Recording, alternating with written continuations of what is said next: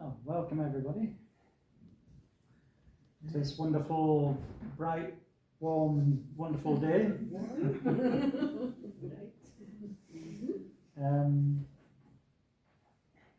Malcolm, can you still see us?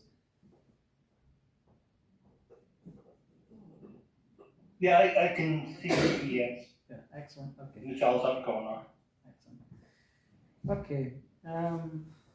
So today I want to talk about something that most of us resist, something we try to avoid, fill, fix as quickly as possible. So it's emptiness, or the wisdom of emptiness and divine timing. Something I've always had a fascination with for quite some time, and hopefully we'll unfold that as we go through today. So because of the spaces in our lives, the waiting, the silence and the uncertainty, we see them as delays. But what if they are divine timing at work? So that's the theme.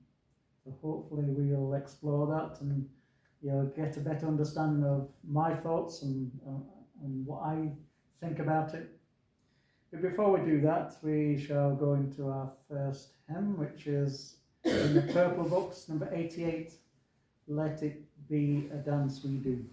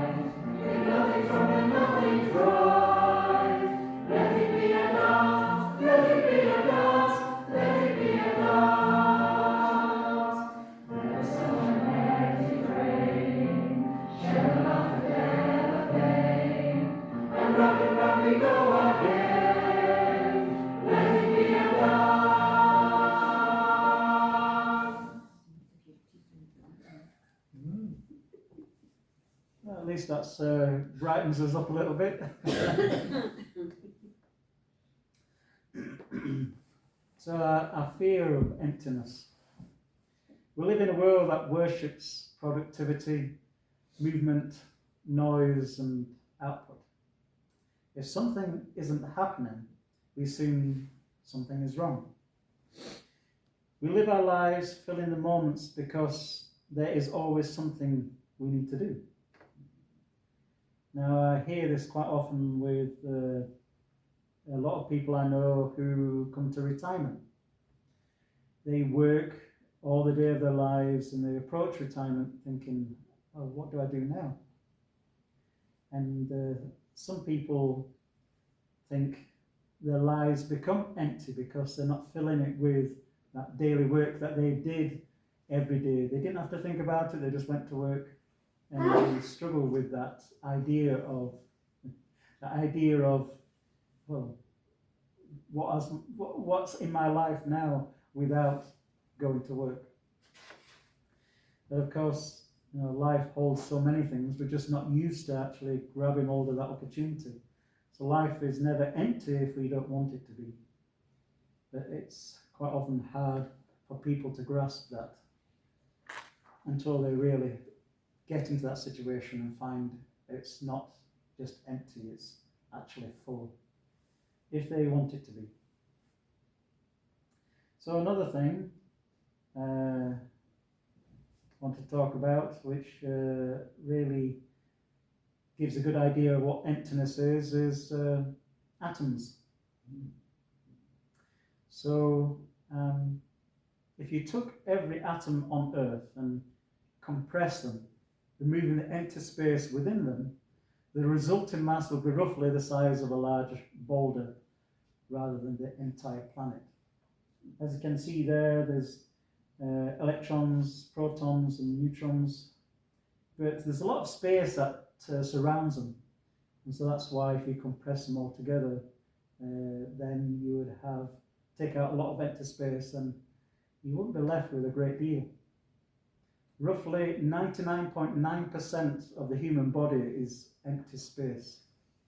While we feel solid, this is an illusion created by electromagnetic forces, as the atomic nuclei, which hold our mass, are incredibly small compared to the space surrounding them.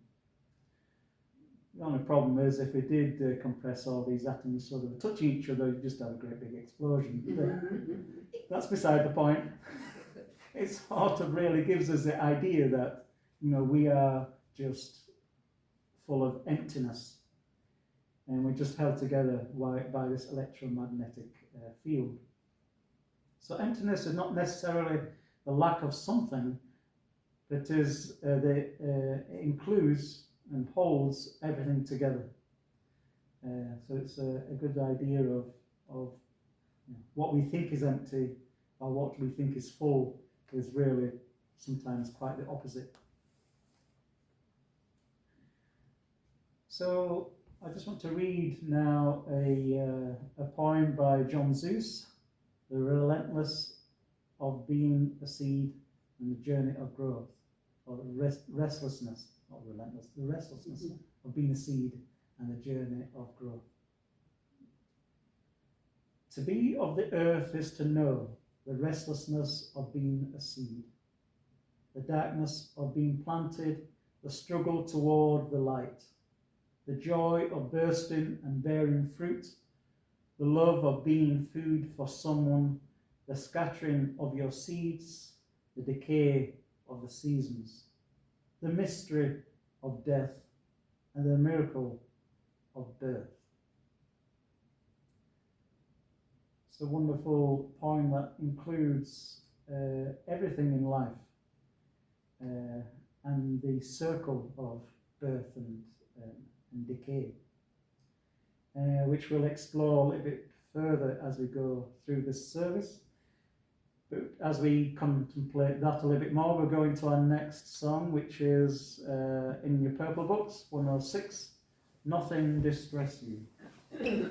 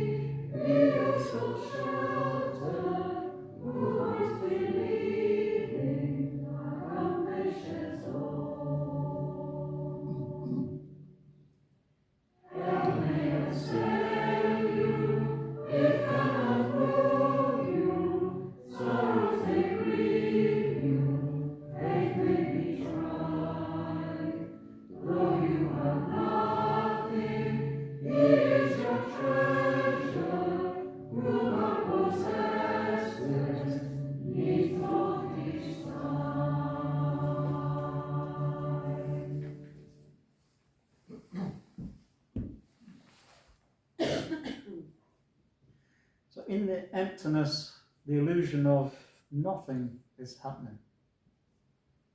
There are times in our life when everything feels still. You pray and there's silence. You apply and you get no response.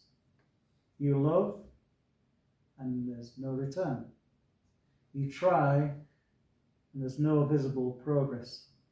It feels like nothing is happening, but something is always happening beneath the surface. We have to draw a balance between planning, moving, and being productive, and resting, recuperating, and appreciating our beingness. It's all about timing. A plant grows from the seed, and for a time we see nothing. Above the soil is nothing until the plant shoots up and appears. So a plant grows from the seed and then it creates the plant itself. It's quietly forming day by day until it breaks through that the mud or the surface in which it is buried under. So the roots are forming, depth was developing, and strength was building. And that's required in just about every situation. Nothing happens instantly. So what looks like decay or delay is often deep foundational work. We open a box, we look inside and we see that it is empty. That emptiness is its function. A box without being empty would be useless because we wouldn't be able to carry anything. So, it has a function and that is required of that box. But is it really empty?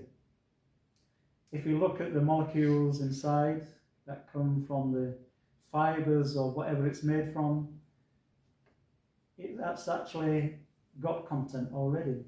If you look further and further down to the micro level, we shall see things that the box is full. They've got air inside.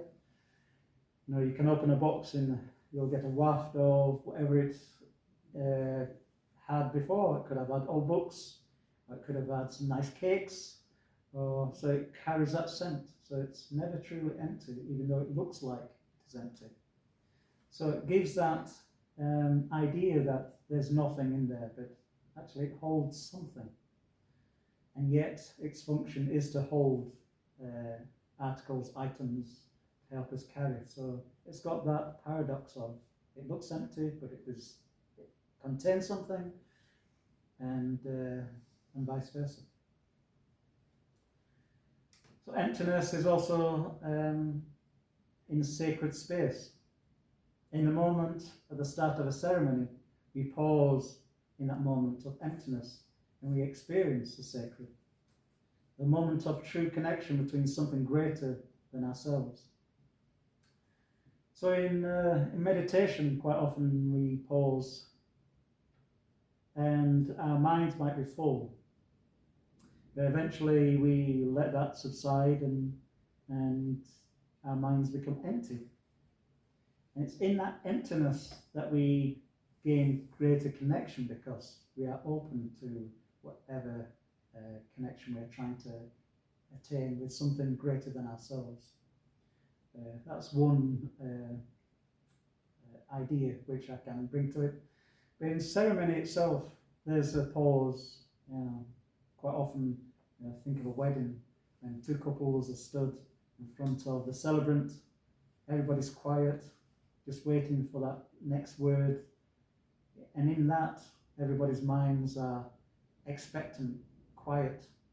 Emptiness is there, just waiting to be filled by something which is so beautiful in that come together into that ceremony.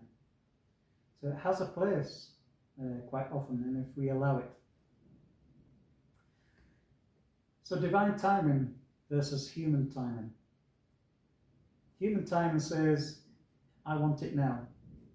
Divine timing says, you're not ready yet. Human timing focuses on outcomes.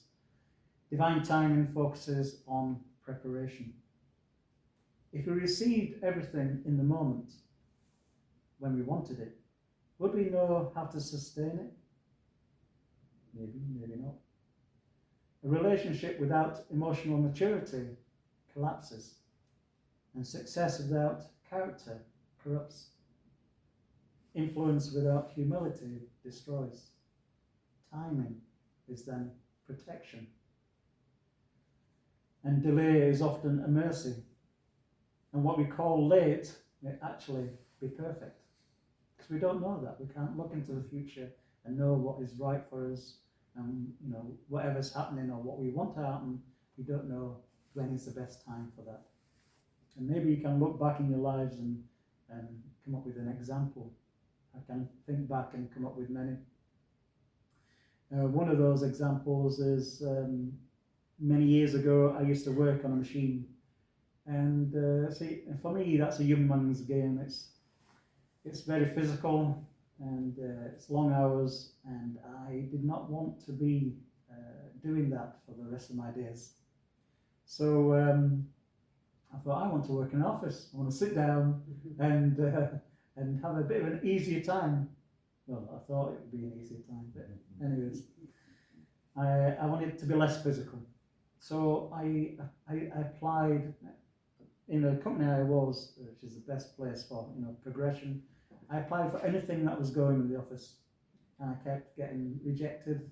And I thought, why? I just want off these machines. I've spent many years doing this. I just want to change and make it easier for as I get older. And then there was there was two jobs I went for then one day, and I thought, I'll have any of these.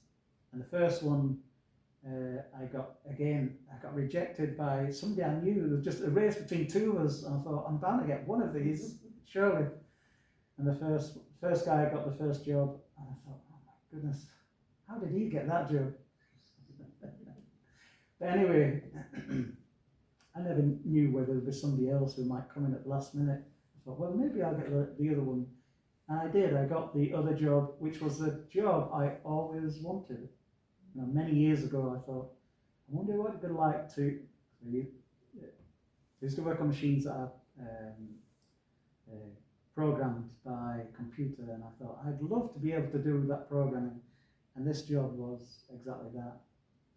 And so this came to me. So all these other jobs I applied for, I could have done, and it would have been great, but it wasn't the job I ultimately wanted. And it's the job I eventually got.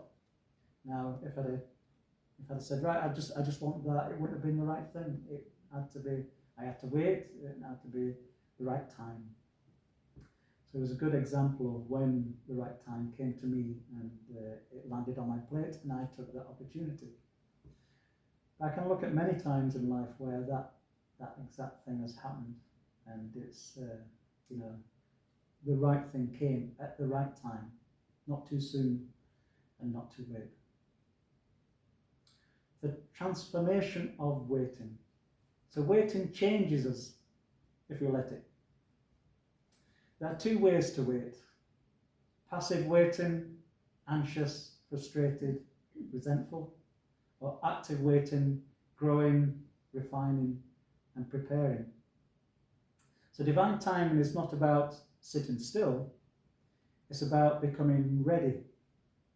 Ask yourself, while I am waiting for the next chapter, who am I becoming? That's what I ask myself. Instead of just anxiously waiting, I just let that bubble away in the background, and then looking for the opportunity to arise and be ready for it. Because the person you are becoming determines the life you will sustain, ultimately. I now wait knowing that opportunities will come my way, and when they do, I am ready for it. And one of them examples was when I was changing house. I had moved away, and so I still owned a house which many hundreds of miles away, and I couldn't sell it straight away, which was very frustrating. But I didn't think I would be able to afford a big leap into something something a lot nicer. I just thought I just wanted to move, really. And many opportunities came and went, which I bid on many houses and lost. But I started to bid on houses which were not right for me, just because I just wanted to move. I wanted a house. I wanted to get back on the property ladder. But you get desperate, you get anxious, and you get nervous, and you just start bidding for things. So eventually, and of course at that time, at this particular time, I'm talking about house prices almost doubled in the time I was off the housing market. And so I thought I was never going to get anything. People was bidding extremely silly money, double, treble the price, asking price sometimes. And I just about given up. And then we heard of a house coming on the market. And we got in very quickly because I was looking for opportunities, ears to the ground, and eyes peeled. And we put in a bid straight away. And of course, the people said, "Oh, well, if you give us an extra few grand," of course, they was trying to, gain because of the circumstance. But I thought, okay, I haven't really got that, but I managed to muster that little bit of extra cash, and we got the house. And I was overjoyed, and I thought I would never be able to afford this house because it was way more than I expected to pay. But life has a way of offering and dealing and looking after you and supporting, and I was able to keep and maintain that house. But that was just like one opportunity of waiting for the right time, the right moment. For me, that is divine timing. So emptiness clears false attachments. Sometimes emptiness shows us what we were clinging to. A job ends and we realize our identity was in the title. Our relationship ends and we realize we feared being alone. A dream stalls and we realize we tied our worth to achievement. Emptiness removes substitutes, and it teaches us you are not your status, you are not your productivity, you are not your relationship status, and you are not your timeline. And everything external quiets, inner truth becomes audible. Sometimes we realize that we are always climbing towards something instead of seeing that we already have everything and we achieve for the benefit of our experience with life. A lot of people chase status to be something, to be somebody, and when you get there, well, what have you got? You have to sustain that, and how do you do that? It's not something I have tried to do, but we all have status in some way or another. We can all label ourselves, and it's how much you cling to them labels, and then when they're gone, how much do you miss them? Who are you? Well, you're still the same person. You're not necessarily that label that you so fervently chased after. So the hidden work of the soul. There's work that the world sees, and there's work that only the soul sees. Emptiness seasons us. Patience is built. Trust is tested. Ego is refined. Intuition strengthens, and faith deepens. This is invisible growth. And invisible growth is often the most powerful kind. Just because others cannot see your progress does not mean it isn't there. So for many years I worked on myself and grew myself spiritually, but I didn't show it externally. There's only so far I could take myself with that. There came a point where people wasn't really seeing the real me anymore. They were seeing the old me, the external me that they'd seen for, or known for many years. I changed inside. Spiritually, I had changed, I'd grown in many different ways. And it was only until I decided to fully own that and made that more of an external thing. So now people who know me know the true me, who I truly am. And that allows me to keep growing and to keep pursuing and be who I want to be in the way I want to be. So it's freedom. Signs you are in divine timing, even when it feels like delay. Maybe in divine timing when doors open without explanation, plans fall apart unexpectedly, you feel pulled inward rather than outward. You are being asked to slow down, or your old life no longer fits. These moments feel disorientating, but disorientation often precedes alignment, just like I said.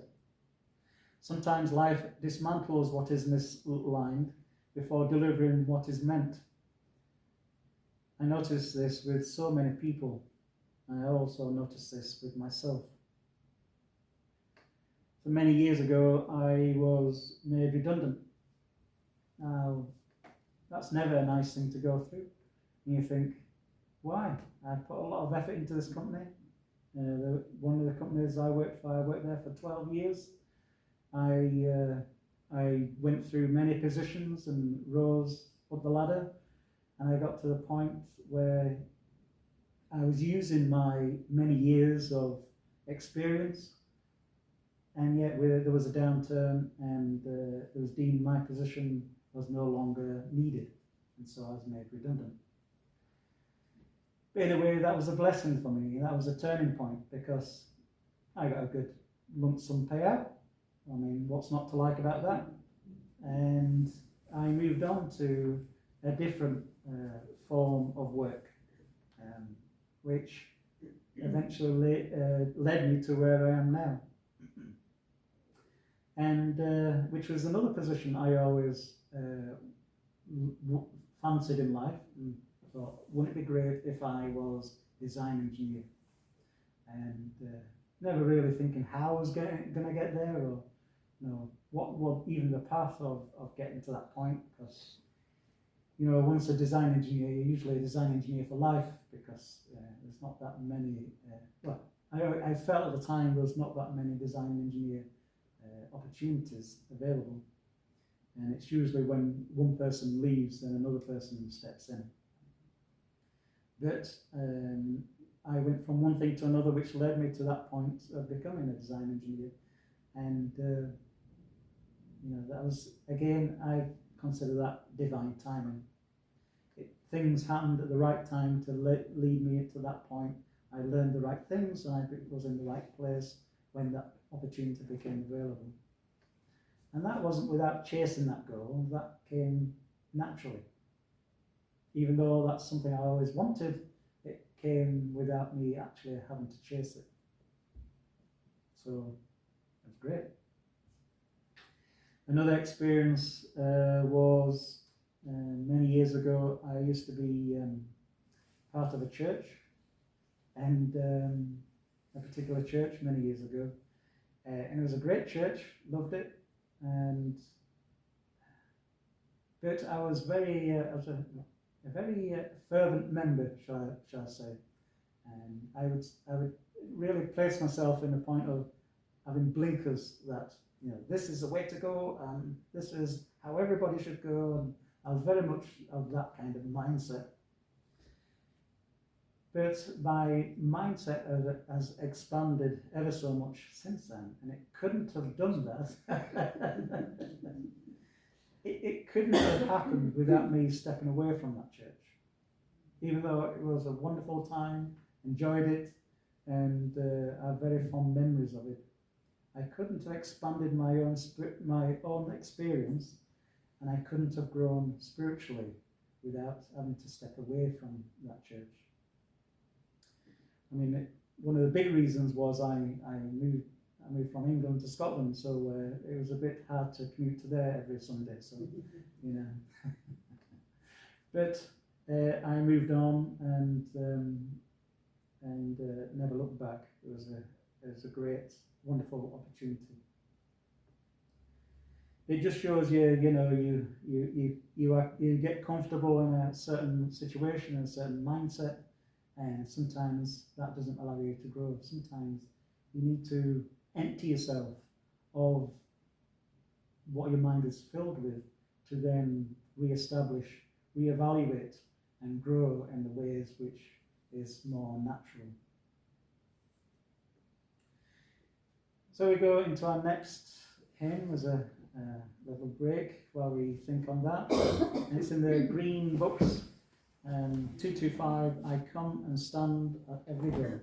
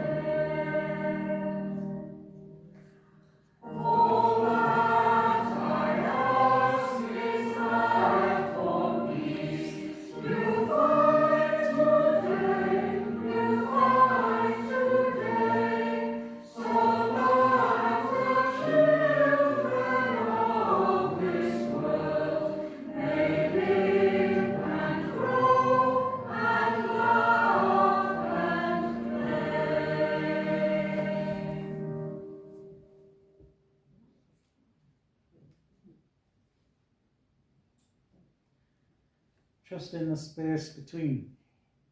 The hardest part is trusting the space between where you are and where you want to be. The space between prayer and answer. The space between effort and reward.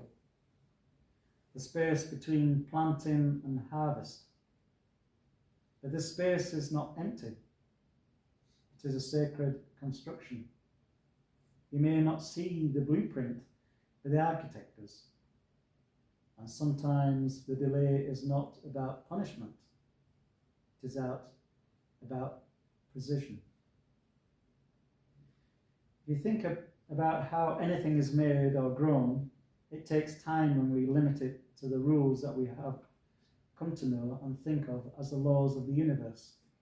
If you was to make a chair, you have to get the materials, you have to shape it, cut it, bond it, before it becomes an actual chair. So if we think, we need something, we want something, it by our own rules, it takes time to come together and form. And that's what I like to think of when we desire something, whether it be something physical, a change in circumstance, or anything. It doesn't become an instant thing. It's something that has to come because of the rules in which we made in the physicality of life, as we are physical beings. So it's like, so in the way I see things, you can desire something, and then that desire is out there, and eventually it comes down and it comes to us as an opportunity. Or you can say, I desire a chair, and I go out and buy it. There's a timeline, there's a lag. You've got to go out to the shop, you've got to get the money, and then you've got to pay for it. It's all a cause and consequence. But I also believe that there's a divine way of bringing these items and these happenings to us as well. So how do we live in emptiness without fear? How do we embrace emptiness instead of resisting it?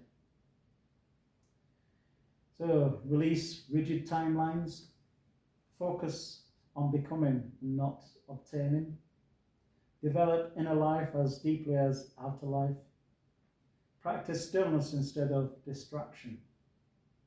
Ask, what is this moment trying to show me? When you shift from why is it happening to what is this teaching, emptiness becomes wisdom. So I've tried this many times, and it allows me just to slow down a little bit instead of, oh my goodness, why is this happening to me now? I just step to one side, step back, and I think, well, what is this teaching me in this moment? Why is this happening? Could it be for a reason I have yet to explore or to know? And I find that way of going through life a better way of dealing with things that happen. Although there's one occasion when I had the man flu, the worst ever, and I thought, why on earth is this happening? And when you're in pain and feeling like you're about to die from man flu, you think, I remember thinking, what is this actually teaching me? So I used this process. It was still difficult, it was still hard, but it allowed me just to step back and step away from being, oh, woe is me, and could somebody please stop this suffering? We all need relief now and again, and sometimes just stepping back allows you to have that idea, that thought process of a step removed. And so that's the kind of process I use these days. So the paradox, and here it is, when you stop chasing timing, you align with it. When you stop forcing outcomes, you become ready for them. And when you accept the pause, movement begins.